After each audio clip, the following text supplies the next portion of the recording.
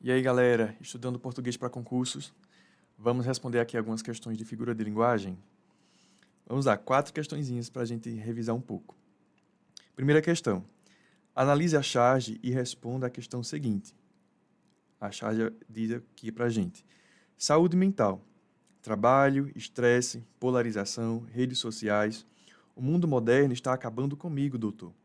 A gente tem aqui um doutor e tem um cérebrozinho falando com ele. A questão me diz o seguinte. A charge faz o uso de uma figura de linguagem ao representar o cérebro como um ser humano que fala e se queixa de problemas causados pelo mundo moderno. Olha bem a questão. Ela não está pedindo para você observar apenas o texto, a fala do cérebrozinho, mas o fato do cérebro estar falando. A questão lhe diz isso. Então, o fato de eu ter um cérebro falando, qual é a figura de linguagem que eu vou ter? Cérebro fala? Cérebro não fala. Quem fala são os seres humanos. Então, eu estou dando aqui a um ser inanimado, estou dizendo que ele está praticando uma ação que é humana. Quando eu faço isso, eu tenho uma figura de linguagem chamada de personificação. A personificação é quando um ser inanimado faz uma ação que é do ser humano. Cuidado para não confundir com a catacrese. A catacrese é quando você está usando ali características que são do ser humano. Por exemplo, o pé da mesa, para se referir a coisa que não teria outro nome. Qual outro nome eu daria a pé da mesa se não fosse pé da mesa? A cabeça de alho, por exemplo. Então isso é catacrese. A personificação é quando uma coisa inanimada está fazendo ação humana. É ação humana, tá bom? Personificação. O que é que seria a hipérbole? A hipérbole seria um exagero. Estou morrendo de fome. Eu estou com muita fome, eu não estou morrendo. Eu já falei 1000 vezes. Eu não falei as 1000 vezes, eu falei várias vezes, mas não foi 1000. Então é um exagero, é a hipérbole. Metáfora é quando você faz uma comparação implícita. Minha mãe é uma onça. O que quer dizer a comparação implícita? Eu não estou usando, por exemplo, a palavra como ou tal qual. Eu não tenho uma comparação explícita na escrita. Mas quando eu digo minha mãe é uma onça, eu estou fazendo uma comparação, só que sem usar a palavra como, por exemplo. Então isso é uma metáfora, é uma comparação implícita. E a ironia, todo mundo já sabe, é uma figura de linguagem que vai usar do recurso da ironia para dizer algo que não queria dizer. Então, nesse caso, eu tenho aqui um cérebro falando. Então, personificação. 2. Considerando o significado de almejar e aspirações, o uso de almejar aspirações na fala de Anésia no terceiro quadro constitui uma. Então vamos lá, vamos para o terceiro quadro. Almejar aspirações muito além de sua envergadura intelectual só causa frustração e exasperação. Então ele pede para olhar almejar e aspirações. Gente, quem almeja e quem aspira não é a mesma coisa, não? Está em busca de alguma coisa. Almejar e aspirações quer dizer a mesma coisa. Então, isso aqui é uma redundância. Ele está falando da mesma coisa 2 vezes. A figura de linguagem que fala disso, que indica uma redundância, é o pleonasmo. Tá? Então, a letra E é a resposta. Se eu digo, vou subir para cima, vou descer para baixo, isso é pleonasmo. Você só sobe para cima, você só desce para baixo. Você almeja e você aspira, é a mesma coisa. Então, é a redundância. Então, a resposta, pleonasmo. O que seria cacofonia? Cacofonia é a repetição de um som.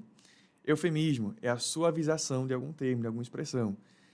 Para não dizer ela morreu, eu digo ela bateu as botas. Então eu suavizei aqui a situação. Hipérbole, como a gente já viu, é um exagero. E o paradoxo são ideias que são opostas, colocadas ali num contexto. Só que nesse contexto, eu tenho aqui as coisas que estão coexistindo. Só que não poderia coexistir. O paradoxo é quando essas coisas que são contrárias estão coexistindo na mesma situação. Se eu digo, a esperta menina ingênua. Como é que é ingênua e esperta ao mesmo tempo? Isso é um paradoxo. Então, nesse caso aqui, eu tenho uma redundância, eu chamo de pleonasmo. Terceira questão. As figuras de linguagem são recursos estilísticos que tornam a língua mais bela e expressiva, e estão presentes tanto na fala quanto na escrita. Podem ser de palavra, de pensamento, de som e de construção. Considerando os trechos abaixo, do poema de Sete Faces de Carlos Drummond de Andrade, identifique quais são elas e marque a alternativa correta. Então vamos ver, para cada uma dessa frase eu vou ter uma figura de linguagem diferente. As casas espiam os homens que correm atrás de mulheres.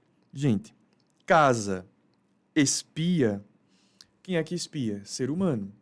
Eu estou dando aqui uma ação, espiar é uma ação. Estou dizendo que a casa está praticando uma ação que é do ser humano. Casa não espia, quem espia é ser humano. Então, um objeto inanimado aqui, uma coisa, casa, fazendo uma ação humana, qual é a figura de linguagem que eu tenho? A gente falou dela aqui agorinha. Personificação. Personificação. Vamos lá para as alternativas. Eu tenho personificação na letra A, na letra B eu não tenho, na letra D eu não tenho e na letra E eu não tenho. Então eu tenho aqui, ó, A e C para definir. Os dois dizem que a terceira vai ser uma comparação. Então vamos lá para a comparação.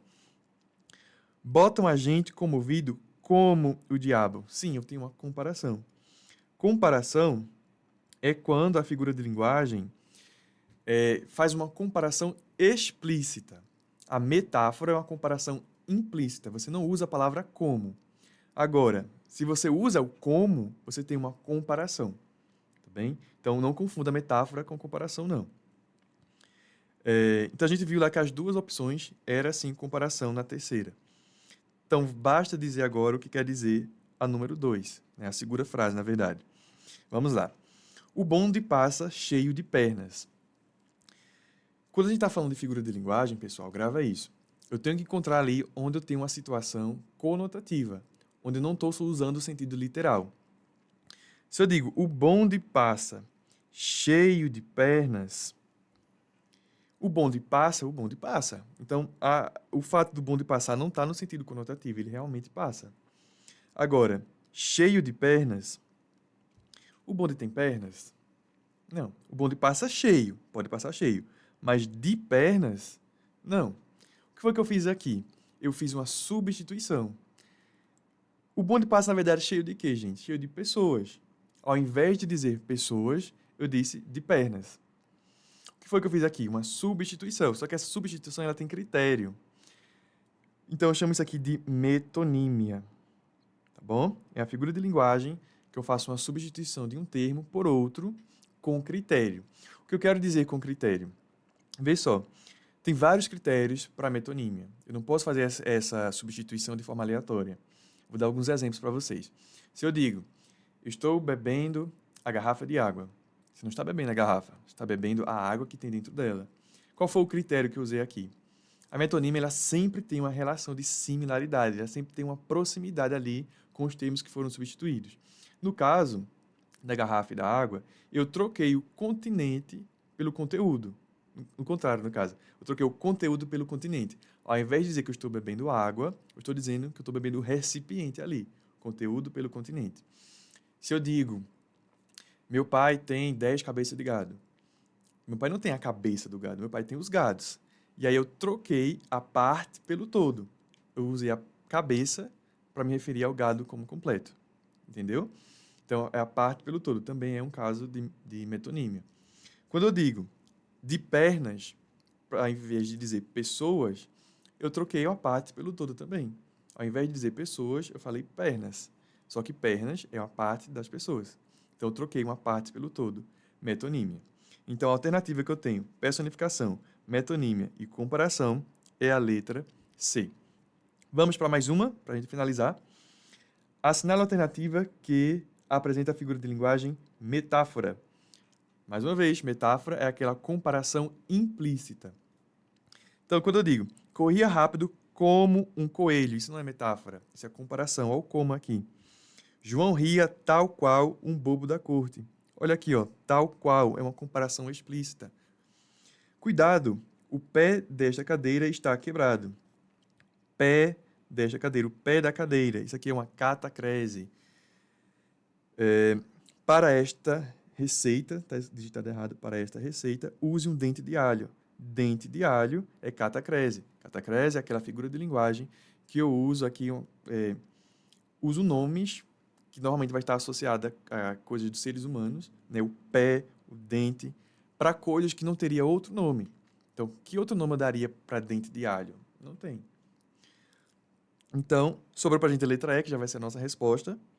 Catarina é um anjo. Então, eu estou afirmando que Catarina é um anjo. Só que isso é uma comparação implícita. Catarina é como um anjo. Então, se essa comparação foi feita de forma implícita, eu vou ter uma metáfora. Então, a gente finaliza aqui as questões sobre figuras de linguagem. Se tiver alguma específica que você tem dúvida, deixa aí no comentário que eu vou tentar ajudar. Muito obrigado, um grande abraço.